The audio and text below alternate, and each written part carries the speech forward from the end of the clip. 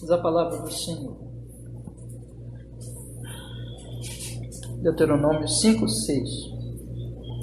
Eu sou o Senhor teu Deus, que te tirei da terra do Egito, da casa da servidão. Não terás outros deuses diante de mim. Não farás para ti imagem de escultura, nem semelhança alguma do que há em cima no céu, nem embaixo na terra, nem nas águas debaixo da terra. Não te encurvarás a elas, nem as servirás, porque eu, o Senhor, teu Deus, sou Deus zeloso, que visito a iniquidade dos pais dos filhos até a 3ª e 4ª geração daqueles que me odeiam, e faço misericórdia a milhares dos que me amam e guardam os meus mandamentos. Não tomarás o nome do Senhor teu Deus em vão, porque o Senhor não terá por inocente ao que tomar o seu nome em vão. Guarda o dia de sábado para o santificar, como te ordenou o Senhor teu Deus. 6 dias trabalharás e farás todo o teu trabalho, mas o 7º dia é o sábado do Senhor teu Deus. Não farás nenhum trabalho nele, nem tu, nem teu filho, nem tua filha, nem o teu servo, nem a tua serva, nem o teu boi, nem o teu jumento, nem animal algum teu, nem estrangeiro que está dentro das tuas portas, para que o teu servo e a tua serva descansem como tu. Porque te lembrarás que foste servo na terra do Egito e que o Senhor teu Deus te tirou dali como um forte braço estendido. Por isso o Senhor teu Deus te ordenou que guardasses o dia de sábado. Honra a teu pai e a tua mãe, como o Senhor teu Deus te ordenou, para que se prolonguem os teus dias e para que te vá bem na terra que te dá o Senhor teu Deus. Não matarás, não adulterarás, não furtarás, não dirás falso testemunho contra o teu próximo, não cobiçarás a mulher do teu próximo e não desejarás a casa do teu próximo, nem o seu campo, nem o seu servo, nem a sua serva, nem o seu boi, nem o seu jumento, nem coisa alguma do teu próximo. Amém. Vamos orar, meus irmãos. Ó Senhor, que o Senhor fale a nossa alma neste momento, nesse estudo bíblico. Estamos retornando, Senhor, ao estudo do 3º mandamento, os 10 mandamentos, e nós não podemos chegar diante de um texto desse de maneira leviana, confiando em nossa interpretação, mas pedindo a sua graça, que fales conosco, que nos ensine por seu Espírito Santo, Senhor, e não só nos faça entender, mas aplique, aprofunde o nosso coração para a nossa obediência crescente a esses mandamentos, Senhor. Perdoa os nossos pecados, as nossas faltas, que são muitas, e nos santifique no Senhor Jesus. Fale ao nosso coração. Em Cristo oramos e agradecemos. Amém. Graças a Deus. Pode sentar, meus irmãos. Irmãos, eu publiquei lá no grupo o Catecismo Maior, a parte que ele vai tratar do 3º mandamento, que é o texto que nós estamos lendo já há alguns poucos meses, acho que uns 2 meses, nós já começamos a ler, ou um mês mais ou menos, e nós paramos no mês de janeiro para fazer a série, e nós estamos retornando, aí eu deixei lá no grupo, né? Então, eu também tinha dado para vocês já, então, quem tiver, segure agora, se vocês não trouxeram impresso, mas tiverem o celular aí, podem acompanhar naquele PDF que eu deixei no grupo ontem, tá bom? Então, nós vamos retornar aqui, meus irmãos, a pergunta 112, sobre o que se exige no 3º mandamento. Qual é o 3º mandamento? É a pergunta anterior, né? O 3º mandamento é: não tomarás o nome do Senhor teu Deus em vão, porque o Senhor não terá por inocente aquele que tomar em vão o nome do Senhor seu Deus. Vejam, irmãos, os mandamentos, eles são mandamentos que eles estão numa ordem lógica. Nunca esqueçamos que os mandamentos, eles são para o povo da aliança. Como Deus, tanto no Êxodo como aqui em Deuteronômio, ele introduz os 10 mandamentos com essas palavras: eu sou o Senhor teu Deus, que te tirei da terra do Egito, da casa da servidão. Então é o Deus que nos salvou, e ele faz isso em Cristo Jesus, hoje na nova aliança. Então, esses mandamentos, eles são para o povo da aliança. Não são, portanto, para a salvação, mas são para a nossa obediência. Sabemos como nós devemos andar como cristãos. As pessoas que estão lá fora, que não conhecem Jesus, essas pessoas, elas têm vamos dizer assim, parcialmente os mandamentos na consciência delas, porque Deus deixou na consciência de todos os homens. Por exemplo, elas sabem que todo mundo sabe que é errado roubar, mentir, matar, né? Todo mundo sabe disso. Então, elas têm essa lei, ainda que muito manchada por causa do pecado, mas elas não obedecem como deveriam, elas não conhecem a Deus, elas são idólatras, então elas desobedecem, de maneira geral, esses mandamentos, mesmo que em algumas coisas elas procurem agir com moral, corretamente aí na sociedade. Nós cristãos, nós temos uma nova vida. Sendo cristãos verdadeiros, nós temos o Espírito Santo, nós amamos a Deus, nós não devemos mais seguir a idolatria, e esses mandamentos, eles então são o direcionamento mesmo para nossas vidas, que os homens lá fora não têm. Os homens lá fora, eles vivem de acordo com os ídolos dele, mas nós não. O padrão assim de direção, como nós devemos viver, as decisões que devemos tomar, estão nos 10 mandamentos. E os 10 mandamentos, eles seguem uma ordem lógica. O primeiro mandamento dá sentido a todos os outros. O primeiro mandamento está no versículo 7, que diz: não terás outros deuses diante de mim. Então, este mandamento, ele fala para nós o seguinte: olha, existem 2 tipos de vida, a vida dos idólatras e a vida dos adoradores. E aqueles que estão na aliança devem romper com os ídolos. Então, o primeiro mandamento é: não tenha deuses falsos diante de mim. Veja que Deus diz: diante de mim. Eu sou Deus verdadeiro, eu não aceito isso, eu trarei juízo sobre a idolatria.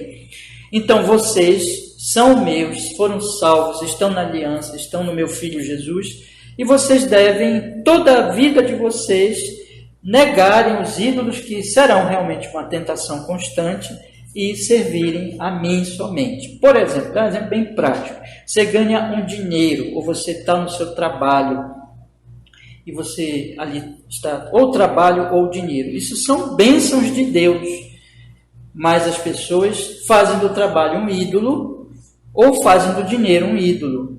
Então, para o cristão também, isso vai ser uma tentação, e ele não deve fazer do trabalho um ídolo, mas ele deve adorar a Deus com seu trabalho. Mesma coisa o dinheiro. Ele não deve fazer do dinheiro um ídolo, mas ele deve adorar a Deus com seu dinheiro. Né? Então, a partir do momento em que ele vai trabalhar para servir a Deus e servir ao próximo no seu trabalho, agradecendo a Deus por tudo que Deus lhe dá, ele está adorando a Deus. Agora, quando ele vai trabalhar apenas por causa do trabalho, apenas para ganhar o dinheiro, aí ele está idolatrando. Então, veja que a coisa é bem prática e que nós devemos lutar contra as tendências idolátricas do nosso coração e da sociedade. As pessoas saem todo dia para trabalhar, mas só por causa do dinheiro, só por causa de algumas vontades que elas podem ter, e elas não fazem aquilo para Deus. Assim também a família. Eu vou me casar com a pessoa. Por que eu vou me casar com a pessoa? Porque eu quero idolatrar, eu estou idolatrando aquela pessoa, ou eu quero apenas trazer benefícios da minha relação com aquela pessoa. E isso é idolatria. Mas quando se casa com uma pessoa em Cristo para adorar a Deus, é aquilo que Paulo fala: case no Senhor, né? Veja, case no Senhor, eu estou fazendo aquilo na vontade de Deus, para a glória de Deus, em honra a Deus. Uma mulher ficou grávida, gerou uma criança, ela está grávida, ela pode idolatrar aquela criança, e ela pode então fazer agora, viver em função daquela criança, e aquela criança se torna um ídolo para ela. Idolatria. Mas aí, quando ela é uma cristã e ela entende essas coisas, não, eu vou criar meu filhinho, eu vou agradecer a Deus porque Deus me deu esse filho e eu vou criá-lo no Senhor. Eu vou adorar a Deus na criação do meu filho. Assim é tudo na vida, irmãos. Então, os ídolos, eles não são simplesmente alguma estátua, algum monumento que alguém coloca ali e vai se prostrar. Todas aquelas aberrações, tanto no paganismo, como nós vemos hoje nas idolatrias, que as pessoas seguem procissões, levantando imagens e todas essas coisas, são na verdade uma projeção de uma idolatria que está no coração e que se manifesta de várias maneiras. Não é só essa coisa mais assim,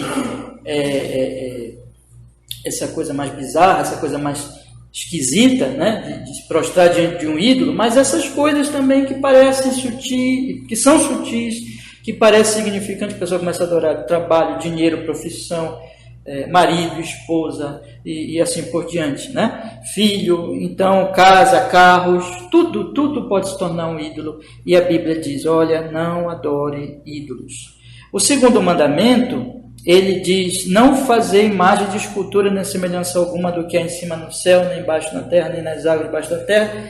Não te encurvarás a ela, nem a servirás, porque eu sou o Senhor teu Deus, Deus zeloso, que visita a iniquidade dos pais nos filhos até a terceira e quarta geração. Veja, Deus diz assim: eu sou um Deus zeloso e somente a mim vocês devem adorar, e vocês devem me adorar não com imagem de escultura, porque as imagens de escultura são uma ofensa a mim, porque elas me limitam, porque a imagem é uma representação de Deus. Se alguém fizer, ele está limitando Deus àquela imagem, e aquilo é desonroso a Deus, é profanar o nome de Deus. Então, Deus está dizendo: não façam isso. Em outras palavras, aqui se refere ao culto, ao que nós fazemos aqui, especialmente no culto público, mas se aplica também a toda a nossa vida, né? Mas especialmente ao culto público, ou seja, por isso que nós temos que fazer um culto, por isso que nós não temos imagem, por isso que o nosso culto tem que ser um culto do Espírito, da Palavra, porque o nosso Deus, ele não é um Deus que nós podemos tocar, ver, né? Ele é Espírito, ele é infinito. Então o culto, ele tem que ser simples, ele tem que ser espiritual, ele tem que ser em nome de Jesus, e Deus se revela pela palavra. Então, veja que então o segundo mandamento se refere a que nós devemos cultuar Deus conforme esse Deus é, e não conforme as nossas imaginações, né? Não conforme eu acho que é Deus, que aí nós vamos então fazer imagem, fazer um culto agradável a nós, e não vamos adorar o verdadeiro Deus naquele culto, né? Existem muitas reuniões hoje, milhares e milhares, talvez milhões e milhões de reuniões que estão sendo feitas pelo mundo em nome de Jesus, mas que é a um ídolo. Só usa o nome de Jesus, mas ali as pessoas estão adorando o ídolo delas, porque Jesus, para elas, é de acordo com a cabeça delas, com o pensamento delas. E isso, então, é quebrar o segundo mandamento. Então, nós temos que ter um culto de acordo com esse Deus verdadeiro. Agora, o terceiro mandamento, eu estou relembrando aqui para vocês observarem a ordem lógica desses mandamentos, meus irmãos. O terceiro mandamento, que está no versículo 11, que é o que nós estamos estudando: não tomarás o nome do Senhor teu Deus em vão, porque o Senhor não terá por inocente ao que tomar o seu nome em vão. O terceiro mandamento se refere à revelação desse Deus único, que eu devo adorar da maneira como Ele quer, no nome dEle. Quer dizer, o nome de Deus, como nós já estudamos, é a revelação desse Deus, e esse Deus, então, deve ser respeitado no seu nome, na sua revelação, e isso envolve toda a nossa vida, de respeito às revelações que Deus me dá, que eu devo tratar com seriedade, e de respeito, então, à reação minha na prática do dia a dia, desde o meu coração, pensamentos, atitudes, palavras e obras, tudo que tem a ver com o santo nome dele. Ou seja, a minha vida toda deve levar em conta o santo nome de Deus, de forma que a minha vida inteira passa a ser um culto. Esse mandamento, então, ele trata, meus irmãos, da minha vida toda, que não somente do momento que eu estou cultuando aqui na igreja, junto com meus irmãos, mas de toda a minha vida. Então, na pergunta 112, na resposta a esta pergunta, nós estudamos já alguns pontos aqui importantes que eu vou relembrar, e aí nós vamos seguir com matéria nova, né? Diz assim: no terceiro mandamento, exige-se que o nome de Deus, os seus títulos, atributos, ordenanças, palavra, sacramentos, a oração, os juramentos, os votos, as sortes, suas obras e tudo quanto por meio do que Deus se faz conhecido, seja santa, reverentemente usados em nossos pensamentos, meditações, palavras e escritos, por uma afirmação santa de fé e um comportamento conveniente para a glória de Deus e para o nosso próprio bem e de nosso próximo. Este texto, ele se resume em 3 ou 4 partes, vamos dizer assim. Em certo sentido, 3, e podemos também dizer em 4 partes. Primeiro, ele fala da revelação do nome de Deus. Depois, ele fala da nossa reverência em relação a esta revelação. Depois, ele fala de que esta reverência ela vai surtir um efeito no que eu falo e no meu comportamento. E por último ele diz o resultado deste trabalho da minha alma, que é o bem, é o meu bem e o bem do próximo, né? Vou repetir isso aqui. Então, eu coloquei em 4 partes, né? O texto ele tem 4 divisões. A primeira divisão, então, trata as maneiras como Deus se revela.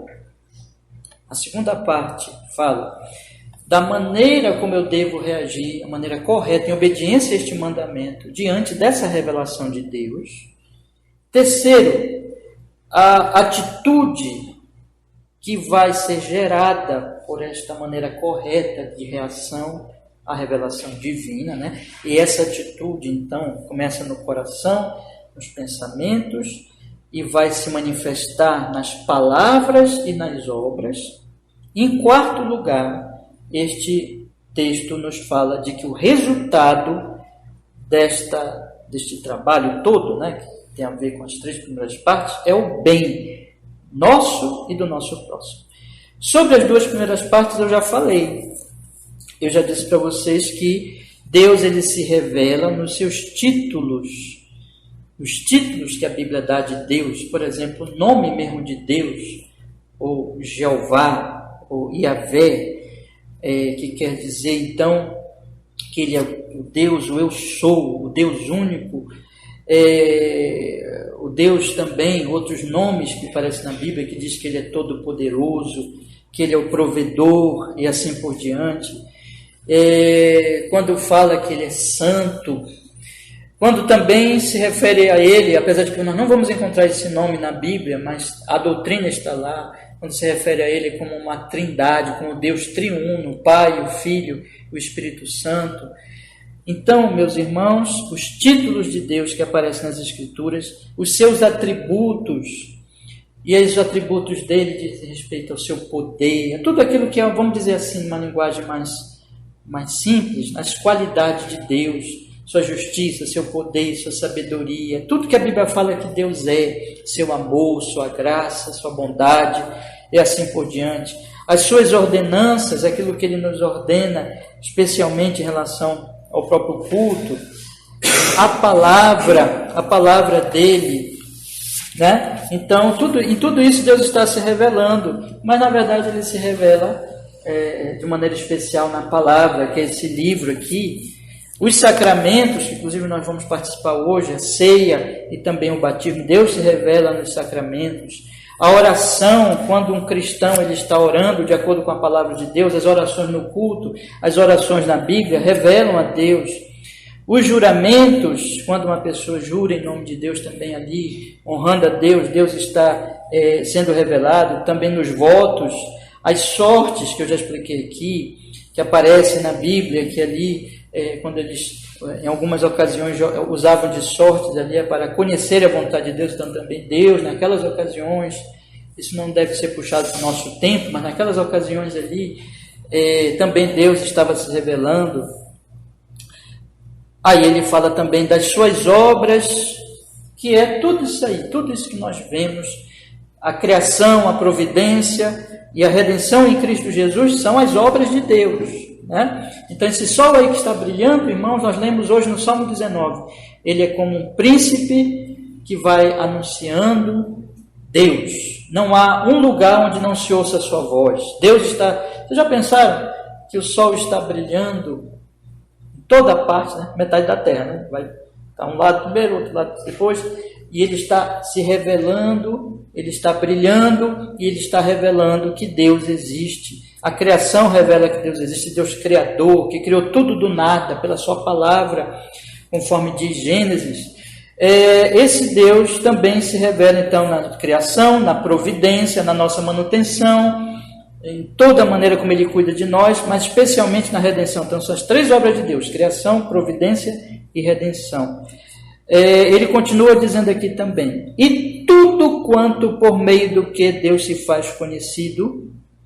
Então, a revelação de Deus. O que eu tenho que fazer agora? Tudo quanto Deus se faz conhecido. Na verdade, Deus se faz conhecido por todo tipo de coisas e situações. Aqui mesmo, meus irmãos, tem uma porção de revelação de Deus, né? A revelação especial de Deus, que é a Bíblia que nós estamos lendo, o culto, as orações, tudo isso Deus está se revelando, sacramentos, né? Mas não somente por nós, não somente por esses meios, mas também por outros meios.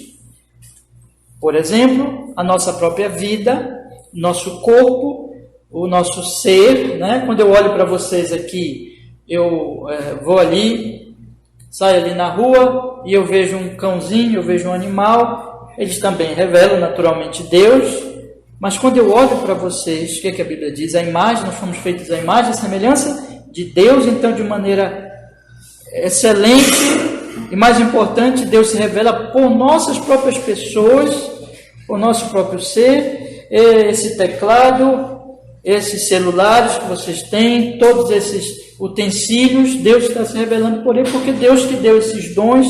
Enfim, irmãos, para onde você olha, Deus está se revelando. Deus está mostrando quem Ele é, porque tudo vem dEle.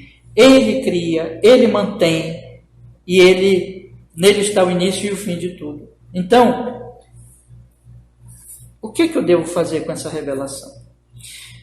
O pecado nesse mandamento é tomar essa revelação, que é a revelação do nome de Deus. Lembre disso, né? O nome de Deus significa o quê? A revelação dele, de quem ele é. Em tudo Deus põe o seu nome, em toda a sua revelação.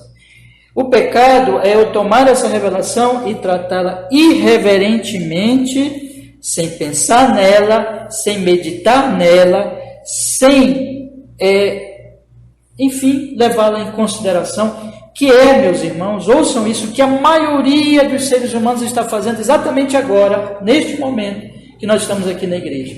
A maioria das pessoas está tendo contato com vários tipos de revelação de Deus, mas não pensa nisso, não leva em conta e vive para os seus ídolos.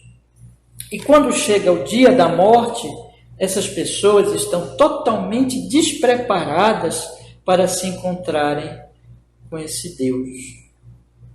Porque a Bíblia diz assim, né? Em Hebreus: aos homens está ordenado viver uma única vez e depois disto, você lembra de lá? Né? O juízo. Aos homens está ordenado viverem uma única vez e depois disto, o juízo. Esta vida aqui é uma vida que Deus vai julgar. E nós sabemos que o juízo terrível que virá no dia do juízo final, no dia do julgamento, e que, num certo sentido, esse julgamento já começa com a morte, porque quando a pessoa sai dessa vida para a eternidade, ela já entra ou na salvação ou na condenação. Esse juízo, nós só podemos estar diante de Deus nele, no futuro, pelo nosso advogado, que é Jesus, o Senhor Jesus Cristo. Por isso que todos têm que crer no Senhor Jesus Cristo. No entanto, os homens não creem em Jesus, no entanto, os homens vivem como se Deus não existisse, e eles então chegam na morte, desprezando todas as revelações de Deus. Deus está calado. Deus não está calado, Deus está como que clamando. A Bíblia diz, aliás, que a sabedoria, lá em Provérbios, a sabedoria está clamando nas ruas, mas os homens se fazem de surdos. Então chega no dia do juízo, eles que trataram essas revelações divinas com tanta indiferença. Provérbios também diz, uma linguagem, né, de Provérbios, uma linguagem em que diz assim, e Deus, Provérbios, Salmo 2, que Deus vai zombar deles, que Deus não vai olhar para os clamores deles quando chegar no grande e terrível dia do julgamento. E, irmãos, isso não é coisa de cristão, né? Uma das coisas que nós temos que avaliar o nosso cristianismo, indiferente, mostrando que nós somos diferentes dos não cristãos, um dos fatores que mostra que nós somos cristãos realmente, é a nossa relação com as revelações de Deus. A nossa relação com as revelações de Deus, elas devem ser com reverência. E a reverência, ela diz respeito a isso aqui. E tudo que Deus se faz conhecer seja santo e reverentemente usados em nossos pensamentos, meditações, palavras e escritos. Né? Então, eu devo pensar, meditar, falar, escrever reverentemente, de acordo com esta revelação. Então, a primeira coisa, irmãos, já falei isso aqui, é pensar na revelação. Os homens não pensam em Deus. Vocês já pararam para pensar, né? Já pararam para observar que quando chega jogo de futebol, Flamengo, esses times aí importantes, né? Eu falei aqui, nem sei se o Flamengo está tão importante assim, né? Eu falei aqui porque a gente imagina, porque realmente, irmãos, eu não me ligo mesmo em futebol, mas vamos usar aqui o Flamengo. Quando chega esses times, as pessoas param para assistir o jogo. E elas não somente param para assistir o jogo, mas quando elas param para assistir, elas já param para pensar naquele jogo. E elas, quando está acontecendo o jogo, se você é um torcedor mesmo, né?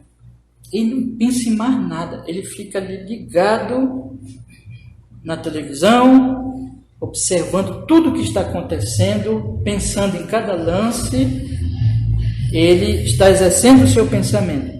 Depois que o jogo termina, ele vai comentar sobre o jogo, ele vai pensar, e ele vai conversar, e aquilo, num certo sentido, já tem o outro nível, que é a meditação. Você lembra que eu já falei assim, né? O pensamento é o pensamento puro e simples que chega na nossa mente, e aí nós devemos dar atenção àquilo, já é o pensamento. Mas a meditação é um avanço, a meditação ela é uma reflexão sobre aquele pensamento. Então eu vou refletir, eu vou raciocinar naquele pensamento. Aí eu vou falar, aí eu vou escrever sobre, eu vou expressar aquele meu pensamento. Mas vejam que para acontecer isso sobre o futebol, por exemplo, o exemplo que eu estou dando, eu tive que dar atenção àquele jogo e àquele evento. Então houve uma certa, coloco entre aspas aqui, uma certa reverência, atenção, aí eu vou dedicar o meu pensamento, as minhas meditações, as minhas palavras, os meus escritos. Certo? Ok. Isso é o trabalho que eu estou fazendo ali na minha alma. Então os homens facilmente eles pensam sobre essas coisas. Facilmente eles se dedicam a essas coisas. E assim tudo. Então se a pessoa ela vive muito para o trabalho dela, ela pensa muito no seu trabalho, ela medita muito no seu trabalho, ela fala muito disso, ela escreve muito sobre isso, ela tem uma atitude reverente com relação ao seu trabalho. E assim, apliquem isso a tudo, irmãos. Os homens naturais, os homens caídos em Adão, eles têm uma atitude reverente em relação àquelas coisas que eles realmente dão valor, e eles pensam muito nisso, meditam muito nisso, e falam muito disso, escrevem muito disso. É uma atitude reverente com relação àquelas coisas que eles dão valor. O rico, por exemplo, uma vez eu vi um pastor dizer assim, o rico, por exemplo, ele vai dormir com as cifras na mente e já fazendo conta, né? Parece aquela maquininha que faz aquele barulhinho, né? Então ele já se deita ali pensando, e a preocupação dele é em não perder nada. Ele já fica, às vezes, rico que não dorme pensando na possibilidade de perder algum dinheiro. Ele pensa muito nisso.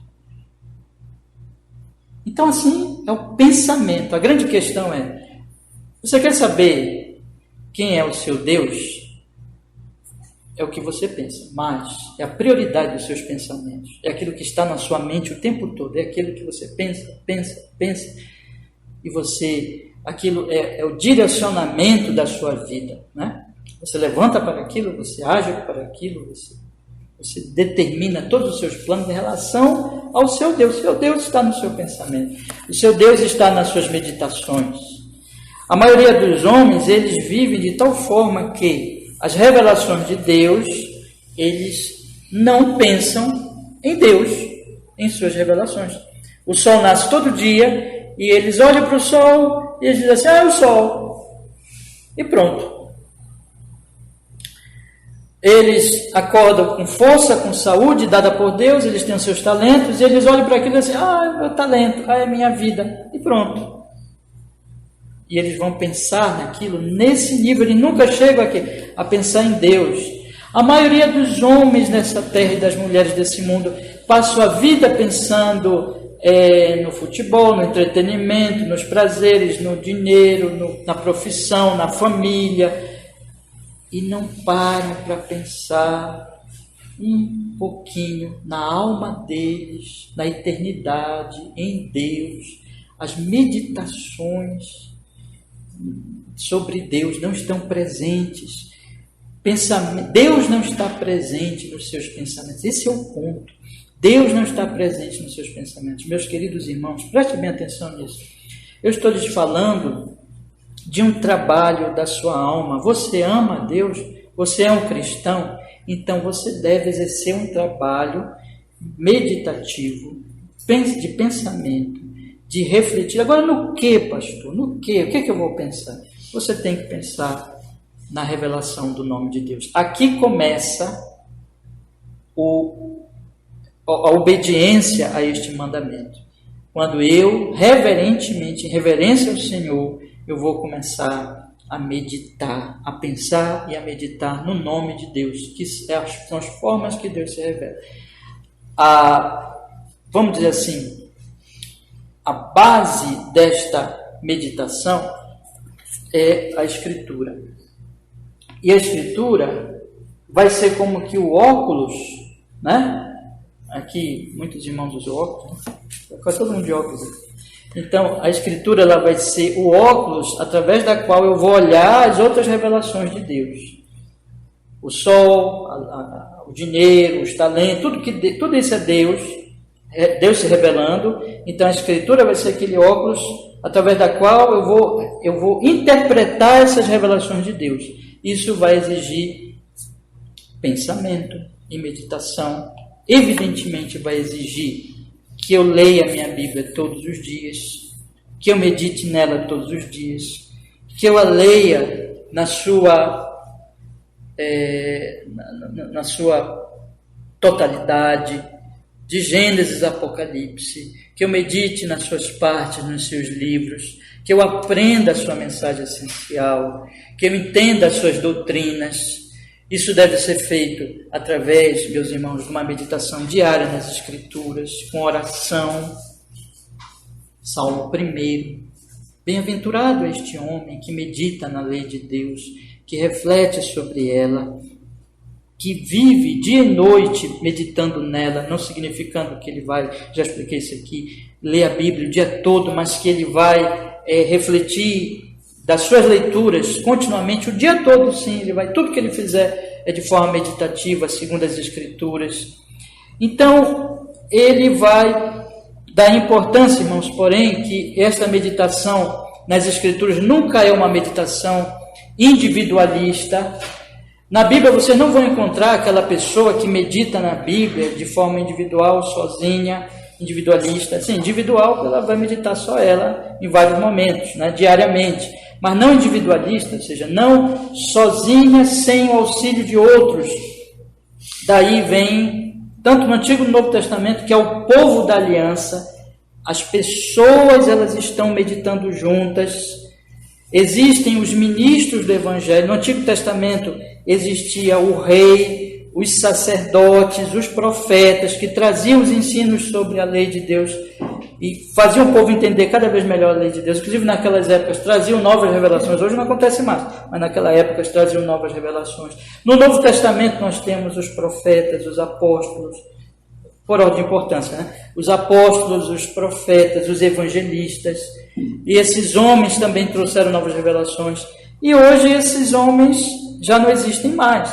A revelação já foi fechada, já foi acabada, mas continuam os pastores e mestres, ministros do Evangelho, que vão ajudar o povo a meditar na Bíblia, a entender a Bíblia. Irmãos, esse óculos, que é o nome de Deus sendo revelado, e esse óculos, então, que vai dar interpretação das outras formas de revelação, vai dar compreensão das outras formas que Deus se revela, a criação, a providência, a toda a natureza.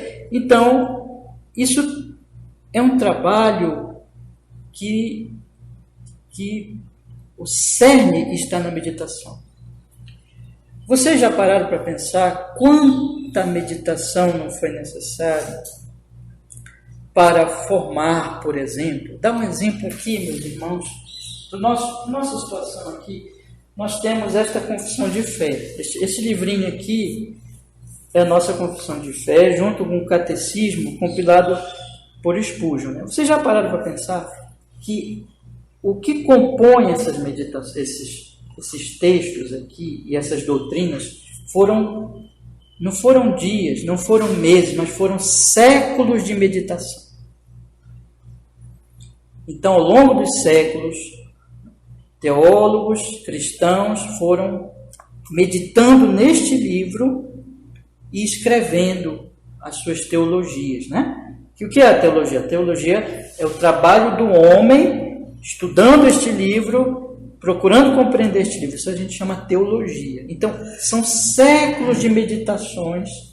E essas meditações, então, elas se compuseram, vamos dizer assim, nesses escritos confessionais, nos credos, nas confissões, nos catecismos, que são escritos não apenas de um ou outro teólogo, mas de uma tradição cristã, e uma tradição que diz respeito exatamente a um processo de meditação que cada indivíduo foi fazendo, mas não sozinho, mas na coletividade, com toda a igreja, tanto do seu tempo como dos séculos passados.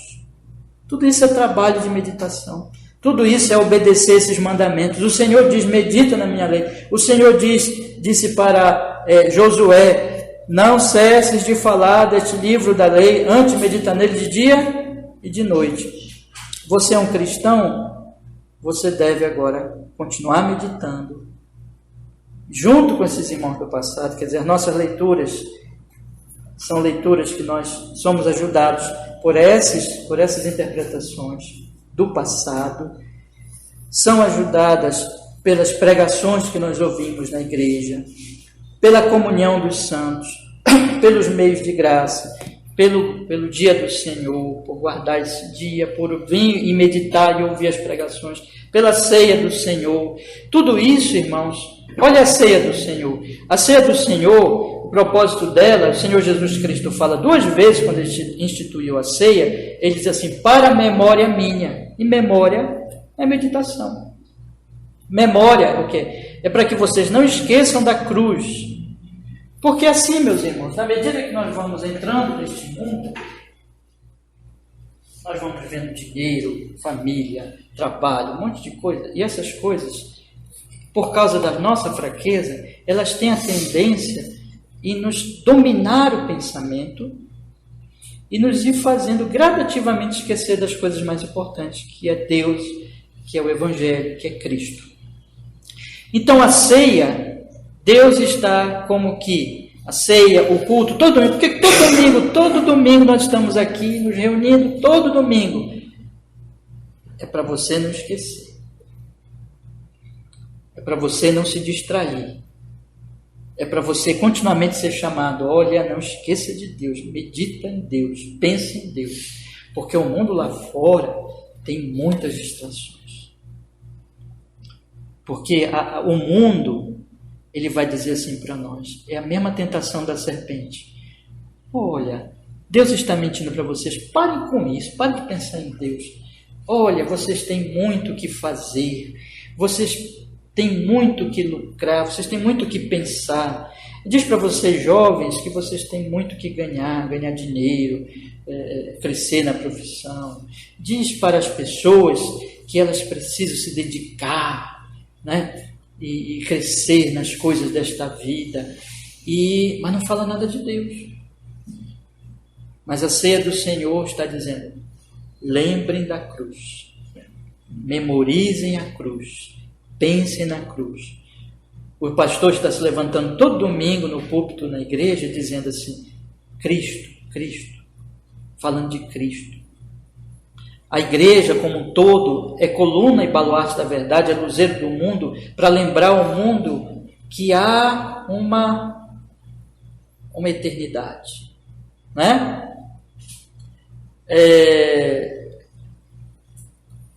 Eu não estou dizendo que é o nosso... Nós não fazemos isso, nós protestantes reformados, mas eu já ouvi alguém dizer, né, que, por exemplo, os sinos que tocam na Igreja Católica é para lembrar que há uma eternidade. Aquele sino que toca, né? Toca o sino, para lembrar os homens: olha, homens, existe um Deus a quem vocês vão prestar conta. Lembrar, meus irmãos, lembrar. Eu quero lhes fazer uma pergunta nesta manhã, que isso faz parte da meditação do cumprimento do terceiro mandamento. Vocês têm pensado muito em Deus, meus irmãos? Ou vocês estão começando a se distrair? Vocês estão começando a pensar mais no trabalho, no dinheiro, na família, na profissão? Como é que está a sua leitura bíblica? Como é que estão as suas orações? Como é que está a sua guarda do dia do Senhor? Como é que está o seu planejamento da sua semana, inclusive com relação a este dia aqui, que é o dia do Senhor? Como é que está o seu trabalho de você dizer assim: eu não vou fazer mal a mim mesmo, de maneira que o meu trabalho, meu estudo, minhas ocupações, minha família, o que for, ocupem tanto o meu tempo que eu digo assim: não tenho tempo para Deus. Encerrar o meu dia e dizer assim: eu não orei, eu não li a Bíblia, eu não meditei porque eu não tive tempo para Deus. Não vim no culto do dia do Senhor porque eu dizia assim: eu não tive tempo para ir no culto hoje. E isso, irmãos, isso é a mensagem que o mundo passa para nós. É dizer assim: vocês não precisam pensar em Deus. Cuidado com isso. O esforço meditativo é um esforço, e eu nunca vou deixar aqui, nesse púlpito, com a graça de Deus, né, de desmembrar de que o mais importante é Deus na vida de vocês. É Cristo, é a alma de vocês, é a peregrinação de vocês, que vocês não são moradores de Babel, vocês só estão aqui passando um tempo, vocês só estão peregrinando, mas a nossa cidadela, a nossa cidade é Jerusalém. Para que você, quando chegar naquele grande dia da volta de Jesus, ou da sua partida desse mundo, você, como diziam os antigos, morrer bem. Morrer bem quer dizer o quê? Você viveu para a eternidade, você não viveu para este mundo. Não esqueça, não se deixe anestesiar, não se deixe esquecer, ser levado ao esquecimento pelos atrativos deste mundo sem Deus. O mundanismo é isso, irmãos. O mundanismo é a cidade de Caim. Isso é mundanismo.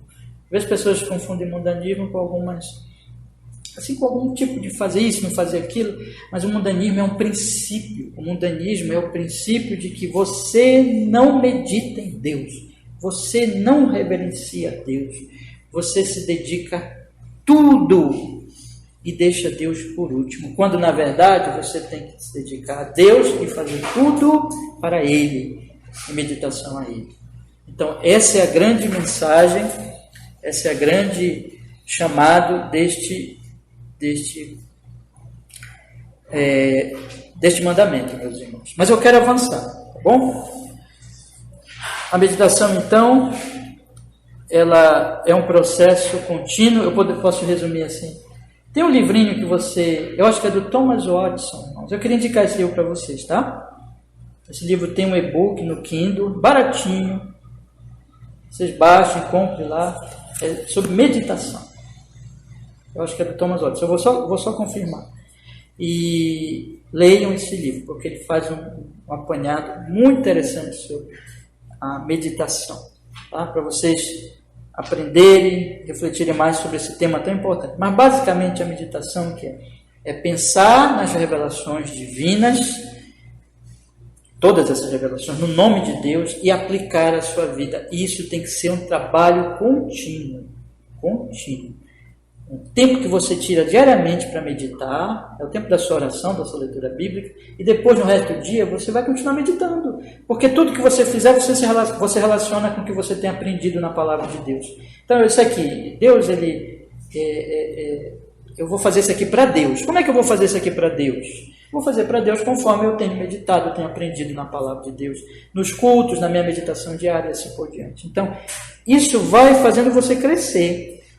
Mas se você não medita, aí as distrações vão ser as suas meditações. E aí o seu pensamento vai ser tomado por esse tipo de ideia mundana da cidade de Caim, e você não vai crescer. Eu acho que ninguém aqui quer isso, né, irmão? Ninguém quer viver aqui um cristianismo de faz de conta. Isso não é cristianismo. Então, medite, irmão, medite. Tire um tempo todo dia para você ler a sua Bíblia. Não precisa ser muito, mas tem que ser um tempo diário, contínuo, perseverante. Vai dar trabalho, vai dar preguiça, às vezes vai dar preguiça, porque nós somos pecadores, nós temos as nossas fraquezas, mas faça isso, ore, guarde o dia do Senhor. Esse dia aqui, não negocie esse dia, não, esse dia não é para nada, não é para trabalhar, não é para esporte, não é para fazer negócio, para nada, é dia dele. Esse dia aqui é um dia que você deve separar para ele, para suas meditações, é o trabalho da sua alma, entendeu? E aí, irmão, faça tudo nessa meditação, nessa reflexão, e você vai ver que você vai crescendo, tá? Eu quero aqui falar uma coisa para os irmãos. Se você se dedicar à meditação, a andar com Deus, lembra de Enoque, que andava com Deus, lembra de Noé, que andava com Deus. Esses homens meditavam, você não vai se arrepender. Seu coração vai se encher de conhecimento de Deus, de temor do Senhor, de alegria no Senhor. Irmãos, ser cristão é coisa boa, é a melhor coisa que existe na vida, é a maior alegria, amar a Deus e viver para Deus. Então faça isso, irmão, coloque isso como algo que você não pode deixar de fazer, a meditação. Tá? Vocês entenderam, né? Eu não estou dizendo para vocês lerem a Bíblia o dia todo, não trabalhar mais, não estudar mais, não é isso. Eu estou dizendo para vocês terem um tempo diário de ler a Bíblia, e tudo que você fizer é fazer nesta meditação, trabalhar, estudar, assim por diante, fazer tudo, não como um ímpio faz, que faz apenas para os ídolos, mas conforme Deus. Também guardar o dia do Senhor, separar mesmo esse dia. Nós vamos estudar o 4º mandamento, é o próximo mandamento, né? Eu vou falar bastante sobre isso, mas é realmente essa dedicação, estar em comunhão com a igreja, aqui, irmãos, conversarmos. O crente, ele tem uma conversa diferente, vocês sabem disso, né? Então, nós vamos aprendendo com os nossos irmãos e assim por diante. Mas, leia também esse livro que eu indiquei, tá? Mas deixa eu passar adiante, está acabando o meu tempo, mas dá ainda para nós falarmos sobre como é que isso é feito, né? Na lida diária, tá? Porque vocês percebem que o texto ele diz assim, né? Eu vou ler o texto desde o início não, desde a segunda parte, quando ele diz assim, né? E tudo quanto por meio do que Deus se faz conhecido, sejam reverentemente usados em nossos pensamentos, meditações, palavras, por um, né? Não é assim que ele diz? Por um. Então ele está falando aqui que isso vai ser feito dessa forma. Que forma? Então, veja, eu recebo a revelação, eu penso nela, eu medito nela, mas ela não tem que ficar só nisso. Quer dizer, a meditação verdadeira é a meditação que leva à ação. Tá? Então, vou dar um exemplo aqui para vocês. Uma pessoa faz um curso aí qualquer, vamos dizer, faz um curso de manutenção de computador, por exemplo, né? Aí ela faz lá o curso, mas ela não exerce, ela não pratica. Adiantou alguma coisa? Não adiantou nada, né? Está tendo nem efeito na sua vida. Então, meditação não é só eu ler a Bíblia, meditar na Bíblia, meditação não é só eu vir para o culto, e pensar naquilo, mas se eu realmente estou meditando, e é impossível que não aconteça isso. A verdadeira meditação, ela me levará a uma ação reverente. Essa ação reverente, que diz uma santa reverência, perdão, quando diz assim, Deus se faz conhecido, sejam santos e reverentemente usados. Esse uso santo e reverente da revelação de Deus, que será feito na meditação e na palavra, escritos, ela vai ser feito por uma afirmação santa de fé e comportamento conveniente. Ou seja, quando há a verdadeira meditação, isso vai me levar inevitavelmente a falar bem e a viver bem. Aí semana que vem eu vou desenvolver mais isso, mas eu quero que vocês já saiam daqui hoje de manhã pensando nisso. Então, quando eu medito verdadeiramente na palavra do Senhor, isso vai fazer com que as minhas palavras sejam palavras que estão, vou colocar assim, elas estão inundadas pelas virtudes dessa santa meditação. Né? Então, quando você vê um homem, e você vê um homem cheio de palavrões a linguajar dele, as ideias dele são extremamente assim ímpias, você sabe no que aquele homem medita. Você sabe no que aquele homem pensa. Ou não sabe? Sabe. Ele está inundado de imundície mental, de desejos tortos. E isso que ele fala. Aí o Senhor Jesus disse, né? A boca fala do que está cheio, o coração. Você tira do depósito do seu coração as suas palavras, certo? Então, quando você que está meditando na palavra de Deus, as suas ideias sobre a vida, seus raciocínios vão ser bíblicos. Isso é um processo, não quer dizer que você já vai ser assim um teólogo, né? Excelente, mas você já vai. Teologia é para todos nós, viu, irmãos? No certo sentido, todos nós somos teólogos, né? Todos nós devemos ser teólogos. E o que é um teólogo? Um teólogo é alguém que raciocina nas Escrituras e pensa de acordo com ela e vai falar de acordo com ela. Então, os seus raciocínios vão ser bíblicos. Então, eu pego meu dinheiro. Estou falando muito da questão de dinheiro hoje, né? Vou voltar a falar agora. Eu pego meu dinheiro. Aí eu pego meu dinheiro. O que é que eu vou falar do dinheiro? E como eu vou tratar o dinheiro com as minhas palavras? Né? Então, vai ser de acordo com as minhas meditações, de acordo com as Escrituras. Uma pessoa, por exemplo, que não medita nas Escrituras, ele vai ter certas conversas que não são muito boas, desonestas, desonrosas, coisas que ninguém pode saber. Coisas que, por exemplo, né? Por que se faz escutas quando você está fazendo alguma investigação? Existe um trabalho por trás dos bastidores. Existe um trabalho por trás daquilo que se vê, por trás daquilo que os homens falam diante de uma câmera de televisão, diante do microfone dos repórteres. Porque o que está em oculto, irmãos, as conversas por trás dos bastidores, os acertos, esses acertos, é ali que o homem mostra quem ele é. É ali que as palavras deles são expressas conforme as suas meditações. Né? Eles fazem um esforço para esconder aquilo do que eles realmente são em público, mas no secreto, quando eles estão fazendo as negociatas deles, eles se manifestam. Aí vem, tem uma investigação, aí vão ouvir aquilo, né, sem que eles saibam. Pois bem, irmãos, o que esses homens fazem é porque eles só meditam nas suas falcatruas, nos seus desejos malignos de ganhar dinheiro de qualquer forma.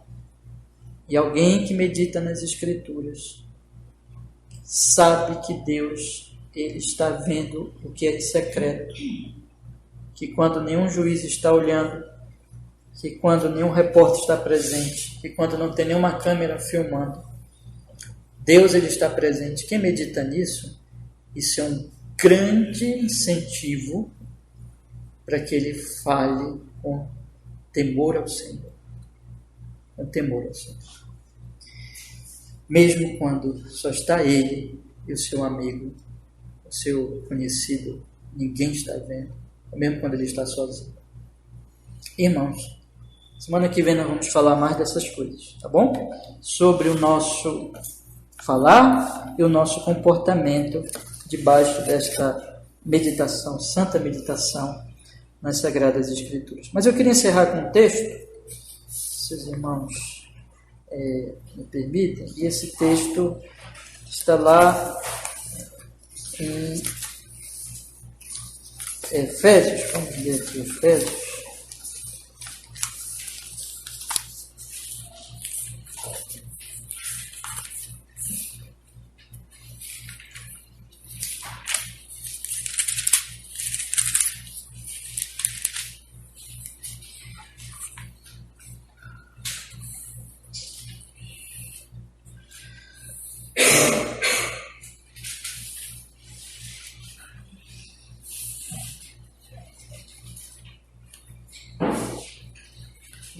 Capítulo 3, versículo 14. Essa era a oração de Paulo pelos Efésios, e essa, meus queridos irmãos, é a minha oração por mim mesmo, por vocês, por nossa igreja.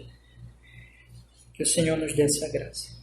Veja o que ele diz aqui, é uma oração apostólica. Eu queria encerrar esse estudo nesta manhã. Por causa disto, 3,14, Efésios 3,14. Por causa disto, me ponho de joelhos perante o Pai de nosso Senhor Jesus Cristo, do qual toda a família nos céus e na terra toma um nome, para que, segundo as riquezas da sua glória, vos conceda que sejais fortalecidos com poder pelo seu Espírito no homem interior, para que Cristo habite pela fé nos vossos corações, a fim de, estando enraizados e fundados em amor, poderes perfeitamente compreender com todos os santos, qual seja a largura e o comprimento e a altura e a profundidade, e conhecer o amor de Cristo que excede todo entendimento, para que sejais cheios de toda a plenitude de Deus. Ora, aquele que é poderoso para fazer tudo muito mais abundantemente, além daquilo que pedimos ou pensamos, segundo o poder que em nós opera, a esse glória na igreja por Jesus Cristo em todas as gerações, para todo sempre. Amém. Que essa seja a nossa oração nesta manhã, irmãos. E lembre que Paulo diz aqui, versículo 18, podeis compreender. Versículo 19, conhecer o amor de Cristo, que excede o entendimento. É isso. Compreender e conhecer o amor de Deus, o amor de Cristo. Que isso seja essa seja a nossa oração e a nossa determinação em Cristo. Vamos orar? Vamos pedir que o Senhor nos abençoe neste propósito, meus irmãos. Senhor, muito obrigado, porque nós podemos, nesta manhã, estudar, Senhor, a Sagrada Escritura. E a nossa oração, o nosso pedido, pelo poder do Espírito Santo, é que o que está sendo lido, estudado, Senhor, seja compreendido, seja ensinado somente pelo ensino do Espírito Santo e seja compreendido por nós. E que isso tenha um grande efeito na nossa alma, Senhor. Senhor, o Senhor nos ama, o Senhor quer o nosso bem. E que cada um filhinho teu aqui, cada filha do Senhor, cada ovelha de Cristo, possa, Senhor, ser conduzida à meditação, a conhecer o Senhor, amar ao Senhor, e que esta oração de Paulo se faça presente, sejamos cheios de Deus, Cristo seja formado em nós, e nós possamos, Senhor, nos regozijar no Senhor e amar, e viver para a sua glória e para o nosso bem e dos nossos próximos, em nome de Jesus. Amém.